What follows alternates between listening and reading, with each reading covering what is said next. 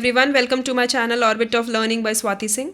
सो इस सीरीज़ में general science की जो है अरिहंत की जो है एनसीईआरटी की 6 to 12 में ये केमिस्ट्री का हमारा चैप्टर नंबर 2 है, जो कि है physical and chemical changes of substances and their separations. और आप ये देख सकते हैं इन सोर्सेज से ये जो है चैप्टर में लिया गया है। ठीक है, तो चलिए स्टार्ट करते हैं changes. In everyday life, we see many changes around us that are due to the involvement of one or more substances. Making a solution of sugar is one change. Similarly, setting curd from milk is another change. Sometimes milk turns sour, so souring of milk is a change. A pulled rubber band also indicates a change.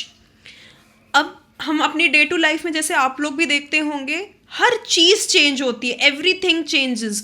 कल कुछ जो चीज़ें थी वो आज change है, minute सा भले ही चेंज हो लेकिन चेंजेस होते हैं। और कुछ चेंजेस ऐसे होते हैं जो कि हम देख सकते हैं, जैसे solution of sugar is a change.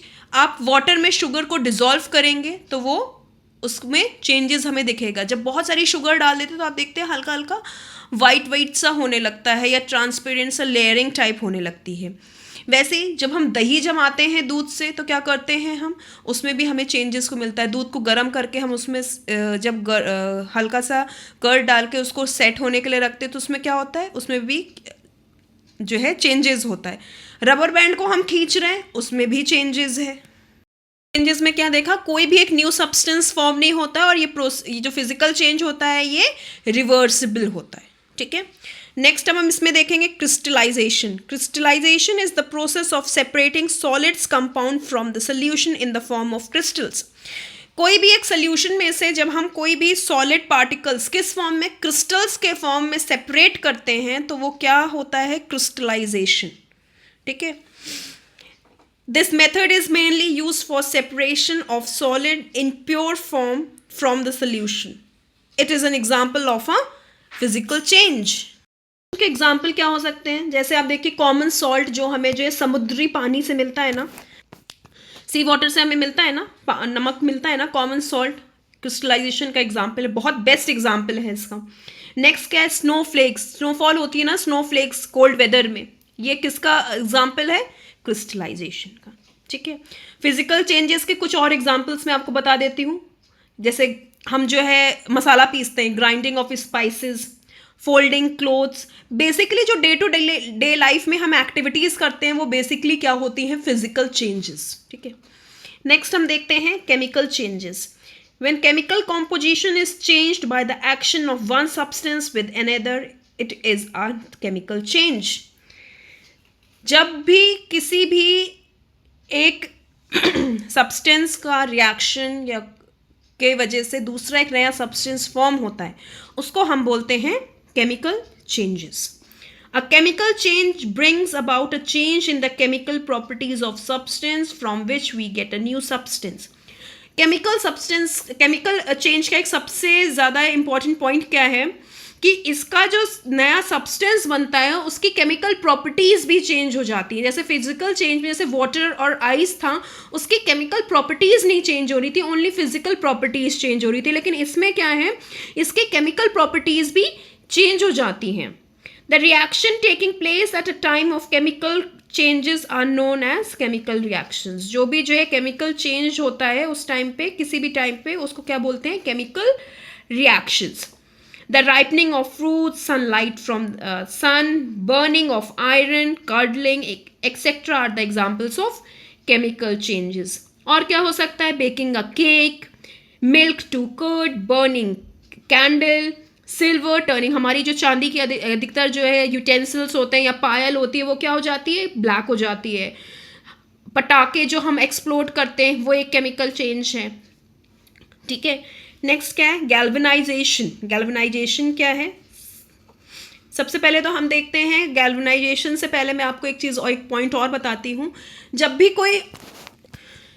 कोई आयरन जो सब्सटेंस है या मटेरियल है, जब भी वो हमारे एटमॉस्फेयर से रिएक्ट करता है, ठीक है, तो क्या हो जाता है, रस्टिंग हो जाती है। रस्टिंग को और हम क्या बोलते हैं, कोरोजन बोलते हैं। किस वजह से, देखिए केमिकल चेंजेस हो रहा है। आयरन का कोई भी सब्सटेंस है, उस जब वो एटमॉस्फेयर में क्या होता है, हमारे वेपर्स रहते हैं और इन सब से जब रिएक्ट करता है तो उससे क्या होता है, रिएक्शन हो रहा है। आयरन का रिएक्शन किससे हो रहा है, वाटर वेपर से हो रहा है, ठीक है, ऑक्सीजन है, इन सब से हो रहा है, तो उससे क्या हो जाता है, रस्टिंग। तो एक नया सब्सटेंस फॉर्म क्या होता है, रस्ट जिसको हम बोलते हैं, ठीक है। अब उसी को प्रिवेंट करने के लिए जो प्रोसेस यूज करते हैं उसको गैल्वेनाइजेशन बोलते हैं। इसमें हम क्या करते हैं, जिंक की कोटिंग करते हैं, जिंक या क्रोमियम की कोटिंग एक लेयर कर देते हैं ताकि रस्टिंग ना हो। रस्टिंग तो आप लोग बहुत अच्छे से अवेयर होंगे, जैसे कोई भी आप सामान छोड़ दीजिए आयरन का, तो वो कुछ टाइम में क्या होता है, जंग लग जाती है। और अगर आप उसको जिंक या क्रोमियम की कोटिंग कर देंगे तो उस पर रस्टिंग नहीं होगी, क्योंकि वो डायरेक्टली उससे रिएक्ट नहीं कर पाएगा। उसको बचाने के लिए, प्रिवेंशन के लिए, उस प्रोसेस को हम बोलते हैं galvanization. It is the process in which a layer of metal like chromium और zinc is deposited to prevent iron from rusting. It is an example of a chemical change, ठीक है। नेक्स्ट अब हम देखते हैं comparative study of physical and chemical change, दोनों के differences देखते हैं।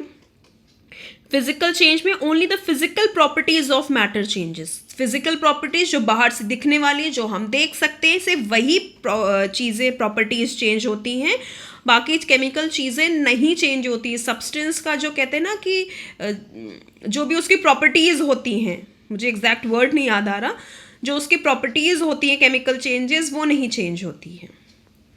जैसे पोटैटो है, पोटैटो का शेप हम चेंज कर लेंगे। एक एग्जांपल मैं बता रही हूँ, पोटैटो को हम कट कर देंगे और एक सिंगल समूचा पोटैटो रखेंगे, तो पोटैटो को मैंने कट कर दिया तो वो पीसेस में हो गया, वो एक चेंज हो गया, उसका शेप चेंज हो गया, ठीक है। लेकिन है तो उसकी प्रॉपर्टी पोटैटो वाली, रहेगा तो वो पोटैटो ही रहेगा ना, ये चीज़, ठीक है। केमिकल चेंजेस में the chemical properties also, chemical properties भी चेंज हो जाती हैं क्योंकि एक नया सब्सटेंस बन जाता है। No new substances form, physical change में कोई भी नया सब्सटेंस नहीं बनता है, लेकिन केमिकल चेंज में one or more new substances are formed. Physical change में changes does not usually accompany energy change, ठीक है।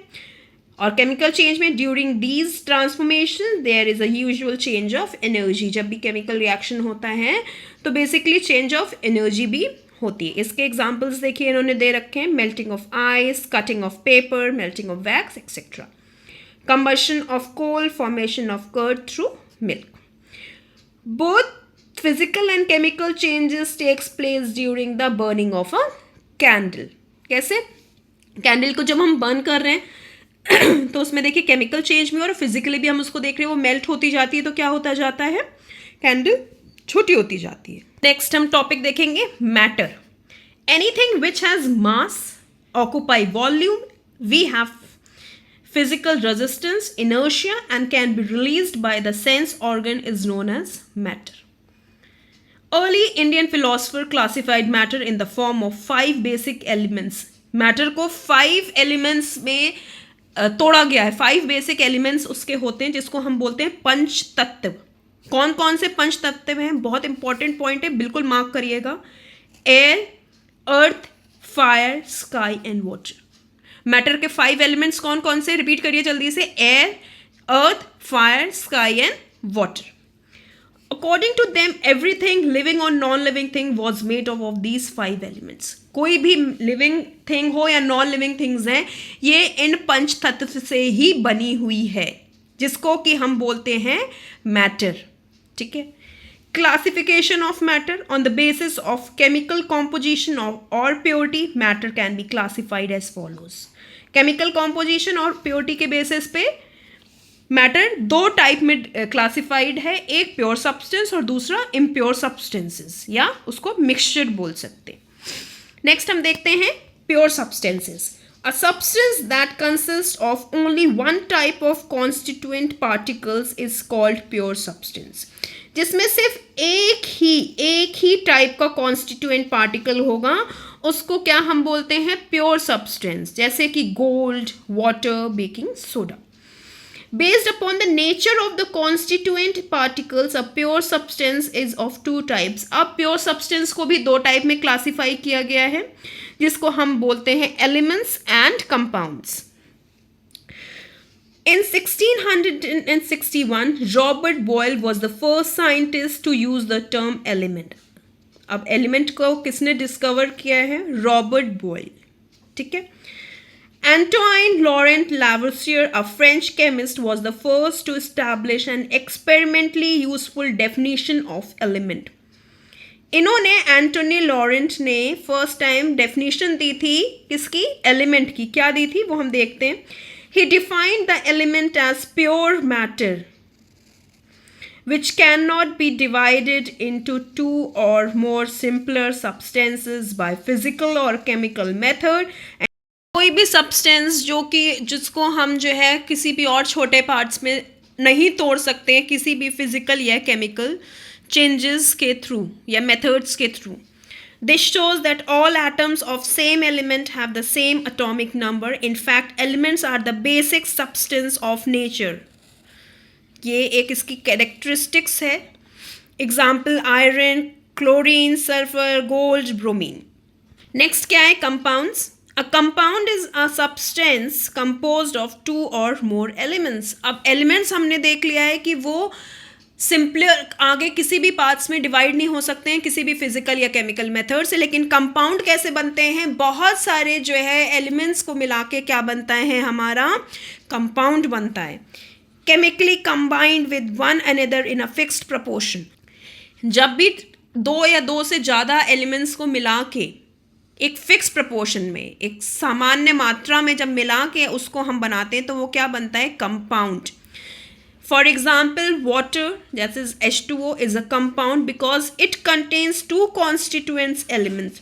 The ratio of mass of hydrogen and oxygen is always 1:2.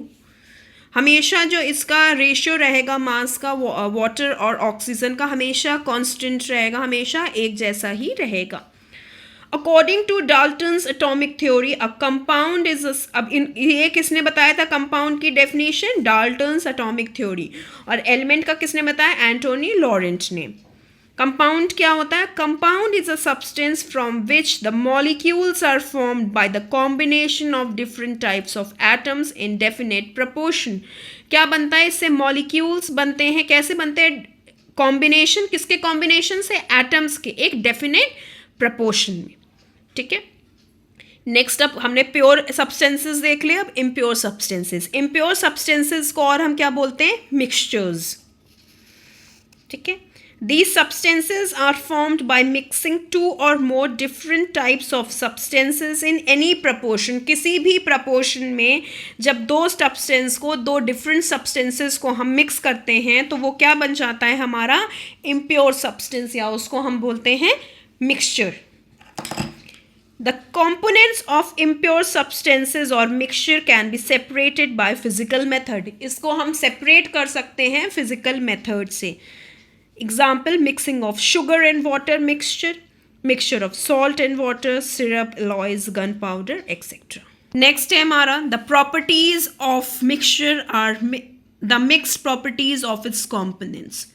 अब इसकी क्या प्रॉपर्टीज़, इसके कितने टाइप्स होते हैं? देख, अब जैसे उसमें मिक्सचर है तो उसमें प्रॉपर्टीज़ भी तो दो सब्सटेंस की होगी ना, क्योंकि दो सब्सटेंसेस इन्वॉल्व हो रहे हैं या दो से ज़्यादा सब्सटेंसेस इन्वॉल्व हो रहे हैं, तो जितने भी सब्सटेंसेस उसमें इन्वॉल्व होंगे उनकी भी तो प्रॉपर्टीज़ होगी. अब इम्प्योर सब्सटेंसेस को या मिक्सचर को हम फर्दर कैसे डिवाइड कर सकते हैं? होमोजीनियस और हेट्रोजीनियस. जैसे प्योर सब्सटेंस को हमने डिवाइड किस में किया था? एलिमेंट्स और कंपाउंड्स में. वैसे ही मिक्सचर को हम किस में डिवाइड फर्दर करते हैं? होमोजीनियस मिक्सचर और हेट्रोजीनियस मिक्सचर. होमोजीनियस मिक्सचर क्या होते हैं? A mixture in which the constituents are uniformly distributed throughout is called homogeneous mixture. जिसमें a mixture of salt and sugar एक यूनिफॉर्मली वो डिस्ट्रीब्यूट, जैसे पानी में हम चीनी घोलते हैं या नमक घोलते हैं तो वो यूनिफॉर्मली डिस्ट्रीब्यूट. ऐसा नहीं होता है कि कुछ जगह पे वो डिज़ोल्व हुई है या कुछ जगह पे वो डिज़ोल्व नहीं है. वो पूरी तरीके से शुगर या सॉल्ट या कोई भी चीज़ हम वाटर में, जैसे बेसिक एग्जांपल इसके यही हैं, तो वो पूरी तरीके से अच्छे से उसमें डिज़ोल्व हो जाती है. कोई पार्ट अलग अलग नहीं होता कि इसमें डिज़ोल्व हुई है इतने पार्ट ऑफ वाटर में, इतने पार्ट ऑफ वाटर में नहीं हुई है. हेट्रोजीनियस मिक्सचर क्या होता है? Heterogeneous mixture that does not have uniform composition is called heterogeneous mixture.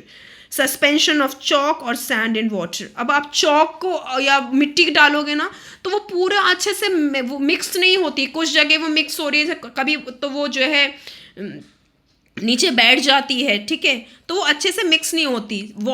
Chalk है, चॉक अगर आप मिलाओगे पानी में तो आप ऑब्जर्व करोगे वो कुछ पार्टिकल्स मिक्स हो रहे हैं, कुछ पार्टिकल्स मिक्स नहीं हो रहे हैं, कुछ सबसाइड कर जाते हैं, नीचे बैठ जाते हैं, ठीक है.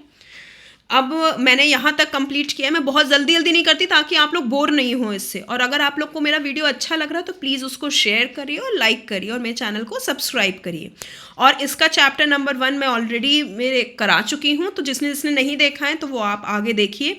बाकी ये सीरीज़ चल रही है मेरी, इसमें बायो फिजिक्स सब चल रहा है, तो आप लोग उसको अभी बेनिफिट ले सकते हैं. नेक्स्ट पार्ट में मैं सोल्यूशन से स्टार्ट करूँगी. So thank you so much.